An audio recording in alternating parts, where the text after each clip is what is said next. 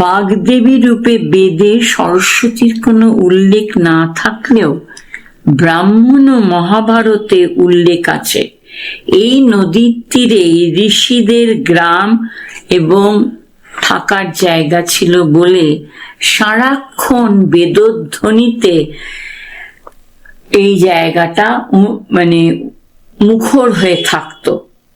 তখন থেকেই বলা হয় এই জায়গাটার নাম হচ্ছে বাগদেবীর বাসস্থান, এবং এই বাগদেবী হচ্ছেন সরস্বতী, তাই জন্য এই নদীটির নাম হয় সরস্বতী।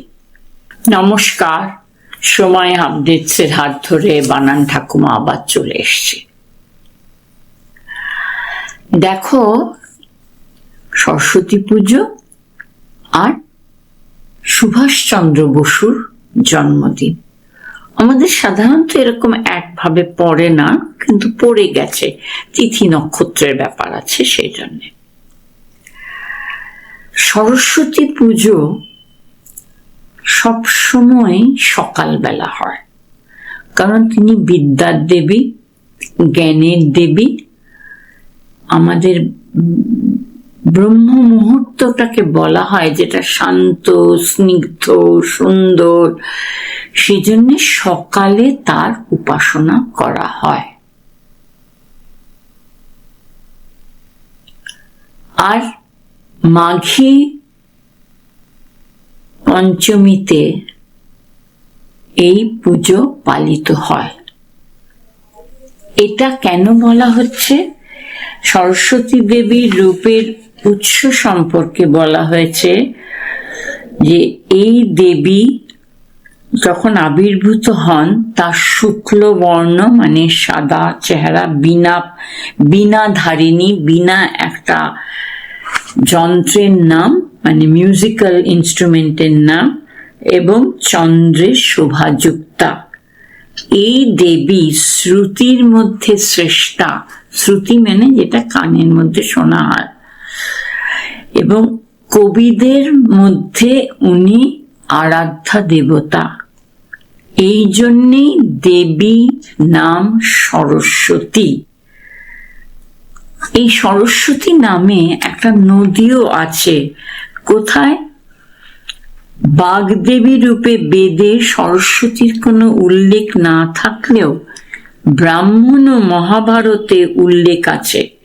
এই নদীর তীরে ঋষিদের গ্রাম এবং থাকার জায়গা ছিল বলে সারাক্ষণ বেদধ্বনিতে এই জায়গাটা মুখর হয়ে থাকতো। তখন থেকেই বলা হয় এই জায়গাটার নাম হচ্ছে বাগদেবীর বাসস্থান, এবং এই বাগদেবী হচ্ছেন সরস্বতী, তাই জন্য এই নদীটির নাম হয় সরস্বতী। এই সরস্বতী পূজাটা সাধারণত আমাদের বাড়ি বাড়ি হয়, কারণ প্রত্যেক বাড়িতেই শিক্ষার্থী থাকে, ছাত্রছাত্রীরা থাকে, লেখাপড়া হয় বলে হয়, বা অনেক স্কুলে বা অনেক কলেজে এটা অনুষ্ঠিত হয়। তোমরা বলতে পারো সব স্কুলে হয় না কেন? সব স্কুলে হয়তো হয় না, কোন স্কুল ব্রাহ্ম ধর্ম মতে চলে, কোন স্কুল খ্রিস্টান ধর্ম মতে চলে, কোন স্কুল মুসলিম ধর্ম মতে চলে, সেখানে হয়তো হয় না। তাদের অন্যান্য কর্মচারীরা এই পুজোটা করে।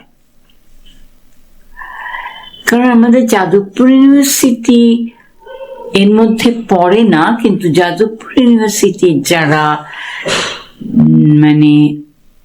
শিক্ষক নন কিন্তু যাদবপুরে কাজ করেন, তারা কিন্তু এই সরস্বতী পুজোটা করে থাকেন। এবার বানান ঠাকুমার যেমন, বানান নিয়ে একটু কথা বলতেই হবে। সরস্বতী, আমরা কিন্তু সংস্কৃত বা হিন্দির মতন সরস্বতী বলছি না। এই বানানটা হচ্ছে দন্তস্ব বয়শূন্য র দন্তস্বয় বয় তয় দীর্ঘী, এটা মনে রাখবে, তয় দীর্ঘী সরস্বতী।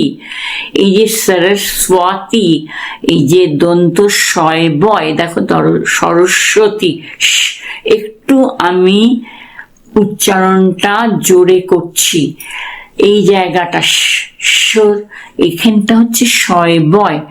বলা যেতে পারে ইংরেজিতে যেমন সাইলেন্ট অনেকগুলি আছে, এটাও একটা সাইলেন্ট ব। সাতী, সরস্বতী, এরকম ভাবে তোমরা মনে রাখবে। মাঘী পঞ্চমী, ময়াকার ঘয় দীর্ঘী, মাঘী পঞ্চমী, প ইয় চয় ময় দীর্ঘী, পঞ্চমী। মাঘীটা হয়তো এখন অনেকে হস্যি লিখতে পারেন, কিন্তু পঞ্চমীটা প ইয় জয় ময় দীর্ঘী। এবং ওনাকে বিনা পানি বলা হয়। তোমরা নিশ্চয়ই যখন সমাস পড়বে, বিনা পানিতে যার, পানি মানে পয়াকার মূর্ধন্যয় হস্যি, বিনা পানিতে যার, বিনা হাতে নিয়ে যিনি থাকেন। আমি থাকলে কিন্তু আমি সরস্বতী হব না, সরস্বতীর মতো হব, কিন্তু সরস্বতীকেই বলা হয় তোমার বাগদেবী বা বিনা পানি।